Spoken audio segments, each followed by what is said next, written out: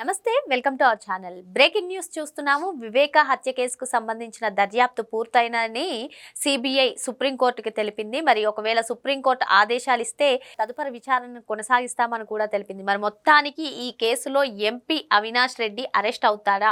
Arrest అవుతే YCP పరిస్థితి ఏంటి? ఇప్పటికే లిక్కర్ స్కామ్ లో జగన్మోహన్ రెడ్డి అరెస్ట్ అవుతారనే వాదనలు వినిపిస్తున్నాయి. మరి మొత్తానికి వైసీపీ పరిస్థితి ఏంటి? ఇటువంటి అంశాలన్నీ కూడా చర్చించడానికి మనతో పాటుగా ఉన్నారు సోషల్ యాక్టివిస్ట్ శ్రీలీల గారు. నమస్తే మేడం. నమస్తే అమ్మా. ఎంపీ అవినాష్ రెడ్డి అరెస్ట్ తథ్యం అంటూ కొందరైతే విశ్లేషిస్తున్నారు. మరి వివేక హత్య కేసుకు సంబంధించిన దర్యాప్తు పూర్తయిపోయింది. ఒకవేళ మీరు అనుమతిస్తే తదుపరి దర్యాప్తును కూడా కొనసాగిస్తామని చెప్పి సిబిఐ చెప్పడం జరిగింది మేడం. ఒకవేళ అవినాష్ రెడ్డి కనుక ఈ కేసులో అరెస్ట్ అయితే మరి ఇంకో పక్క జగన్మోహన్ రెడ్డి కూడా లిక్కర్ కేసులో అరెస్ట్ అవుతారనే వాదనలు వినిపిస్తున్నాయి. మరి వీళ్ళిద్దరూ అరెస్ట్ అయితే ఆ పార్టీ పరిస్థితి ఏంటి? ఏం జరగబోతుంది అంటారు? పార్టీ పరిస్థితి ఏముండిద్ది? పార్టీ క్లోజ్ అయిపోయింది. అది ఎప్పుడో చెప్పుకున్నాం మనం. వైఎస్ఆర్సీపీ పార్టీ ఉండదు ఇంకాని. ఎందుకంటే ఆ పార్టీని అడ్డు పెట్టుకునే కదా వీళ్ళు ఇన్ని రకాలుగా అక్రమాలు చేసుకుంటూ వచ్చారు. అన్యాయంగా ఒక మనిషి ప్రాణం తీశారు. నీ సొంత బాబాయ్, అందులో మళ్ళీ ఎవరో కాదు, నీ తండ్రి తర్వాత తండ్రి అంతటి వ్యక్తి. మరి అలాంటి వ్యక్తిని నీ రాజకీయ జీవితానికి అడ్డుగా ఉన్నాడని ఫస్ట్ నుంచి జగన్మోహన్ రెడ్డి తండ్రి ఉన్నప్పటి నుంచి కూడా మనం వింటూ ఉన్నాం. చాలా కథలు విన్నాం. సొంత బాబాయిని కొట్టాడని, మరి ఆ విధంగా అది ఎవరైతే సోనియా గాంధీ వరకు కూడా వెళ్ళిందని ఆవిడ ఫోన్ చేసి రాజశేఖర రెడ్డి గారు నీ కొడుకు అదుపులో పెట్టుకోపోతే నీ కొడుకుని ఖచ్చితంగా పార్టీలో ఇబ్బందులు ఎదుర్కోవాల్సి వస్తుందని చెప్పేసి కూడా చెప్పడం జరిగింది. అప్పటి నుంచి కూడా రోసయ్య గారు కూడా కొన్ని ఇంటర్వ్యూల్లో మనకు చెప్పారు. ఎవరైతే వైఎస్ విజయలక్ష్మి ఉన్నారో ఆవిడ ఆయన దగ్గర అన్నయ్య ఎప్పుడు కూడా ఈయన జగన్ ఇక్కడ ఉండటానికి ఇష్టపడరు, ఎలహంకాలోనే ఉండమంటారు బెంగళూరులో అని చెప్పేసి ఆవిడ కూడా బాధపడ్డట్లుగా ఆయన ఒక ఇంటర్వ్యూలో చెప్పటం మనం విన్నాం. అంటే ఇక్కడ మనకు అర్థమవుతుంది జగన్మోహన్ రెడ్డి ఆలోచన ఏంటి, ఏ విధంగా ఉండేవాడు కూడా.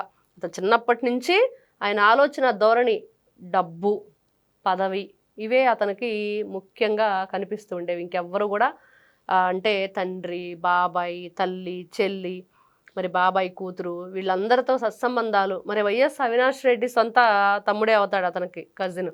మరి అతన్ని మాత్రం ఎందుకు అంత మంచిగా చూసుకుంటున్నాడంటే వీళ్ళందరూ కూడా ఒకే జాతి మనుషులు.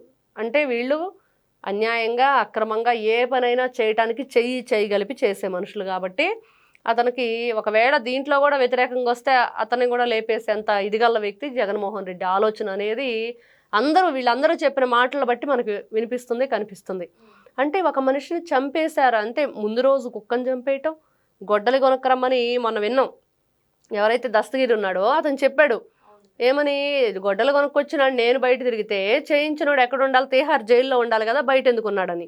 మరి జగన్మోహన్ రెడ్డి ఎక్కడ ఉండాలి, తీహార్ జైల్లో అని చెప్పేసి ఆ కేసులో మెయిన్ ముద్దాయిగా ఏవనగా ఉండి మరి అప్రూవర్గా మారిన దస్తగిరి చెప్పిన మాటలు. సొంత కారులో నీ డ్రైవర్ని చంపేశాడు జగన్మోహన్ రెడ్డి అనేది వింటున్నావు. మరి ఎవరు చంపేశారు, ఎవరు ద్వారా అతను చనిపోయాడు?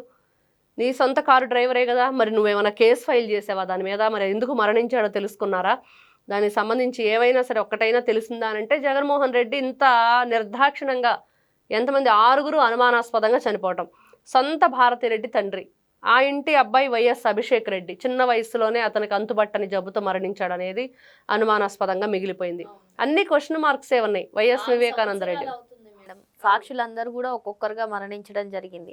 ఇప్పటికైనా కేసు ఒక కొలిక్కొచ్చి అవినాష్ రెడ్డి అరెస్ట్ అవ్వాలి అంటూ కోరుకుంటున్నారు. మరి ఇది జరుగుతుందంటారా? అంటే గతంలోనే చెప్పారు సునీత, అతనికి బెయిల్ రద్దు చేయండి, మా ప్రాణాలకి హాని ఉంది, మేము ప్రశాంతంగా ఉండలేకపోతున్నాం అనేది.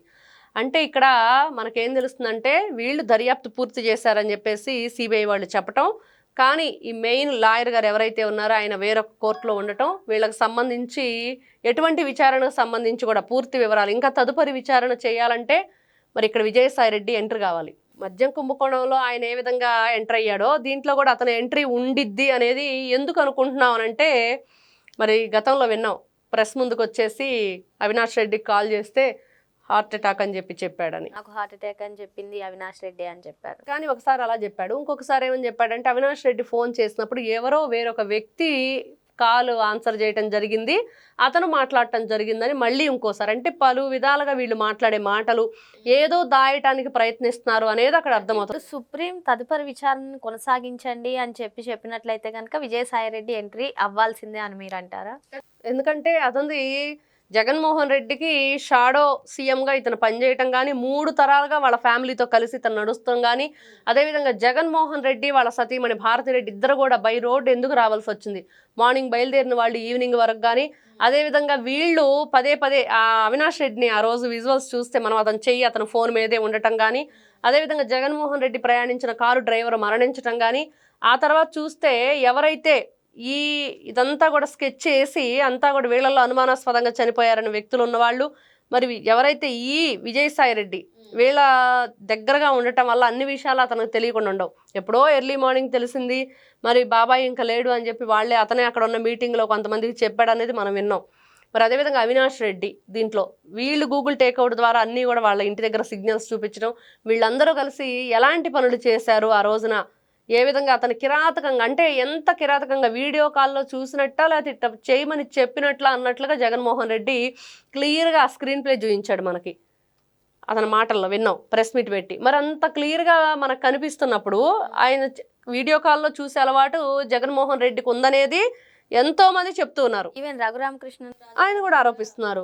ఎంత దారుణంగా అతన్ని కూడా ఇంకా అసలు ఏదో అదృష్టం బాగుండి బ్రతికాడంటే వీళ్ళ దురదృష్టం అది అని చెప్పేసి మనకు తెలుస్తుంది. ఎందుకంటే వీళ్ళ పాపం పండింది కాబట్టి ఆయన బతికి బట్టగట్టాడనే తెలుస్తుంది.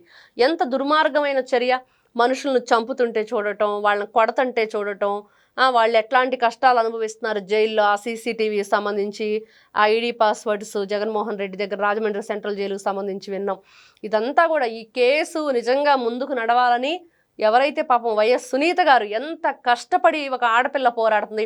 మనం ఈ కేసులో ఒక విషయం గమనిస్తే ఈ రోజున వీళ్ళు పేపర్లో రాసే కొన్ని పిచ్చి రాతలు ఏవైతే ఉన్నాయో, ఇటు మద్యం కుంభకోణం గురించి కానీ దొరికే డబ్బు గురించి కానీ నారా చంద్రబాబు నాయుడు గారి ఫోటోలు, లోకేష్ గారి ఫోటోలు ఇవన్నీ కూడా దానికి యాడ్ చేసి పెమ్మసాని చంద్రశేఖర్ గారు, భరత్ గారు, అలాగే మరి ఇంకొక వ్యక్తి ఎవరైతే ఎంపీ కొంతమంది ఈ విధంగా రామ్మోహన్ నాయుడు గారు వీళ్ళందరితో పాటు ఆయన ఫోటోలు ఉన్నాయని చెప్పేసి ఏదో చెప్పే ప్రయత్నం చేస్తూ వీళ్ళందరితో పాటు ఈ ఫోటోలు ఉన్నాయని చూపించే ప్రయత్నంలో గతంలో ఎవరైతే ఈ జగన్మోహన్ రెడ్డి ఇదే చెల్లెల్ని పక్కన నుంచోబెట్టి ఏ విధంగా చంద్రబాబు నాయుడు నారాసుర రక్త చరిత్ర అని చెప్పి రాయించిన చరిత్ర జగన్మోహన్ రెడ్డిది.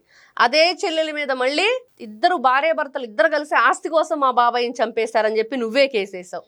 ఈ రోజున అదే చెల్లెలు అసలు నిజాలు తెలుసుకొని అసలు మనుషులు ఎవరు, మన మనుషులు ఎవరు అనేది అతను అర్థమైన తర్వాత సొంత పెదనాన్న కొడుకే నా తండ్రి పాలట యముడయ్యాడు అనే విషయం తెలుసుకున్నాక మరి ఈ విధంగా తన తండ్రి ఎవరైతే కజిన్ బ్రదరు అవినాష్ రెడ్డి, ఇలా ఈ బ్రదరు జగన్మోహన్ రెడ్డి ఇద్దరు కలిసి ఈ విధంగా డబ్బులు ఇచ్చి గొడ్డలి కదిరి నుంచి కొనుక్కొచ్చి వీళ్ళందరూ కలిసి కుక్కని చంపేయటం, తండ్రిని చంపేయటం ఇవంతా తెలిసిన తర్వాత ఆవిడ కేసు వేస్తే ఈ రోజుకి కూడా ఏం తెలుస్తుంది? సాక్షి దేనికి నిదర్శనంగా నిలబడుతుందంటే జగన్మోహన్ రెడ్డి చెప్పే అబద్ధాలకు నిదర్శనంగా నిలబడుతుంది. మరి మొత్తానికి వివేక హత్య కేసులో విజయసాయి రెడ్డి ఎంట్రీ ఇస్తారని, తర్వాత అవినాష్ రెడ్డి అరెస్ట్ ఖాయమని చెప్పి మేడం చెప్తున్నారు. మరో అంశంతో మళ్ళీ కలుద్దాం. Thank you madam. నమస్తే అమ్మా.